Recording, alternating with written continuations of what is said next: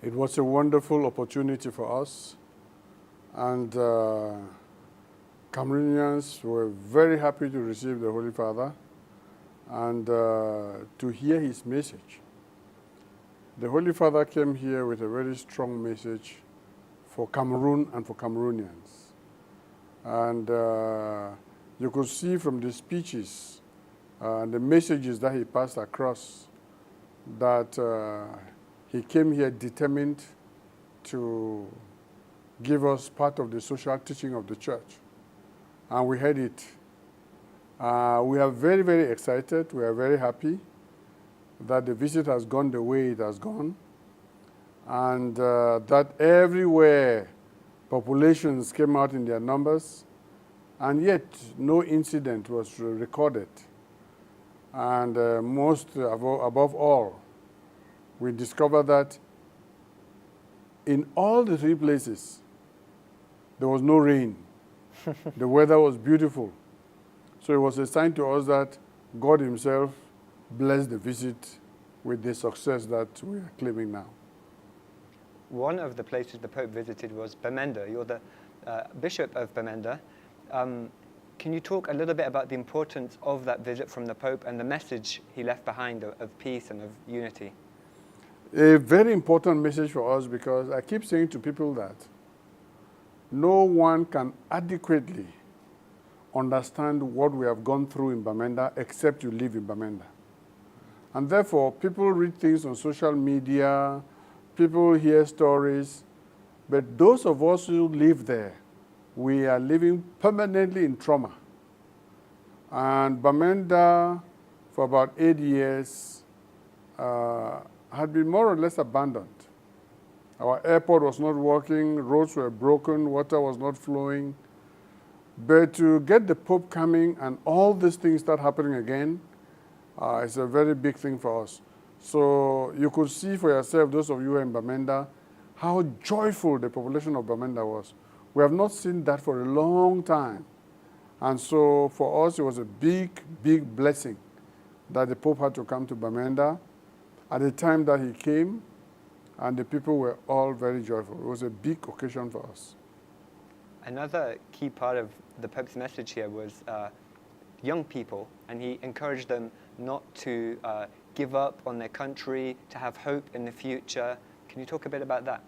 Yes, it's important to talk about the young people, because the message of the Holy Father for Douala was going to be centered around the young people.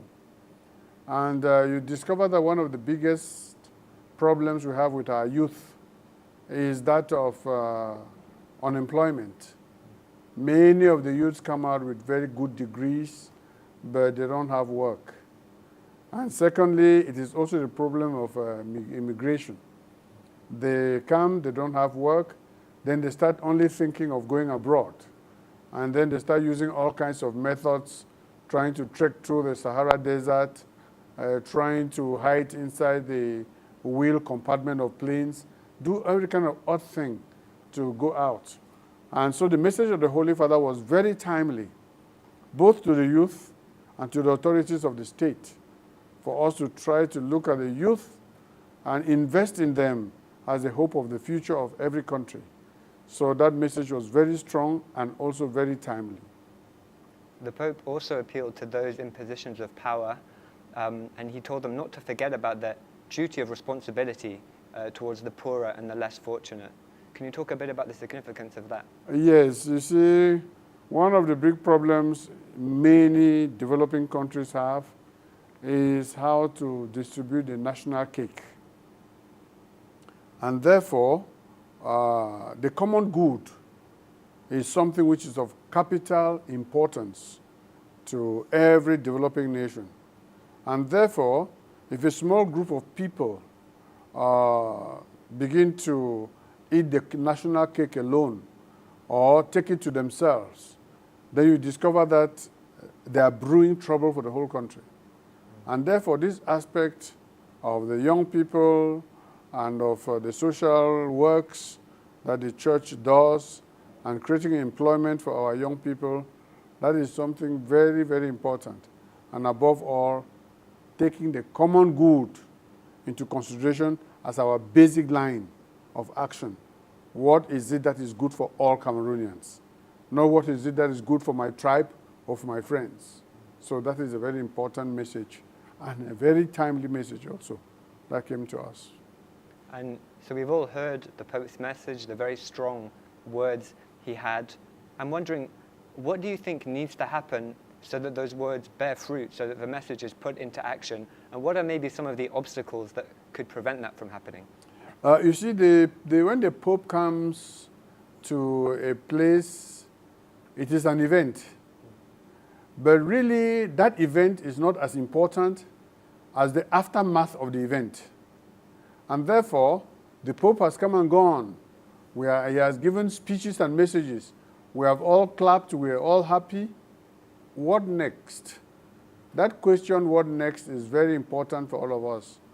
And I think that in the whole country, we have to sit down to digest that message, all those messages that the Pope brought. And secondly, we have to see what it takes to be able to implement some of the things that he said. I'll give you an example. In Bamenda, he was talking about a time for peace. It is now, not tomorrow. And you discover that we as Bamenda people have to start reflecting concretely on this message. If the time of peace is now, how do we make that now to happen? And so we have to really set up committees to study how to implement these words of the Pope and see how we can make this peace a reality. How do we dialogue with the separatists in the bush? And how do we get the separatists in the bush to be able to see how to dialogue with government? So these are things that we members of civil society and church, we have to do to be able to make sure that the words of the Pope don't get wasted.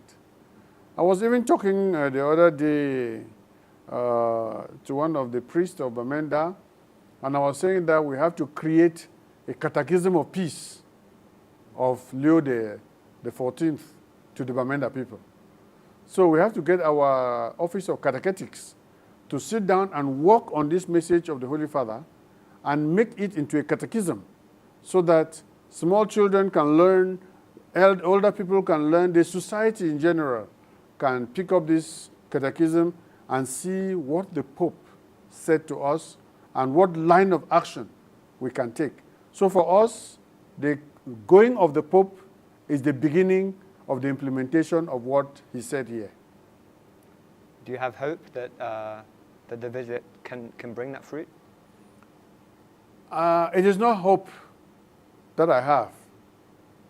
It is faith that the visit has already started bearing fruit and that the fruit will continue.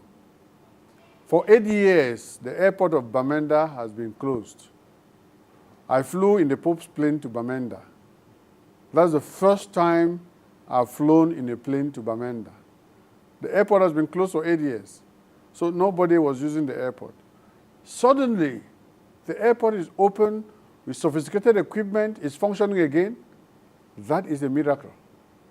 If the Pope did not come, I can guarantee you it never have happened. Secondly, we have been dealing with very bad and broken roads. And suddenly, Bamenda roads start getting tarred. They're fixing up the roads, putting up street lights. This is a miracle. We have not seen this for 10 years. And so we are not waiting for the visit to bear fruit. The visit started bearing fruit before the Pope came. We only hope that the visit will continue to bear fruit. But we have already seen a lot of fruit. Like I mentioned in one of my interviews, for the past 10 years, this is the first time, very first, that the government and the separatists are speaking the same language. Before, if the government said yes, separatists would say no. If the government said everybody come out, separatists would say nobody should come out. And if the separatists said nobody should come out, government would say everybody should come out.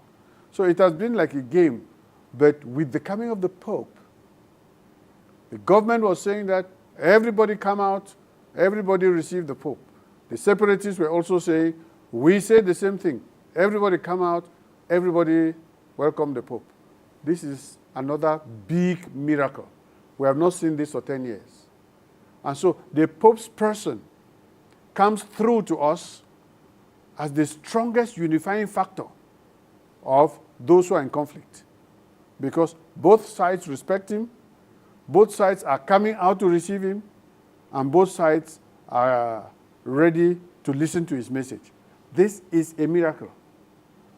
And although you could not identify, but that crowd was too big not to have separatists, which means that they were also on the road cheering the Pope passing. It was too big not to have separatists.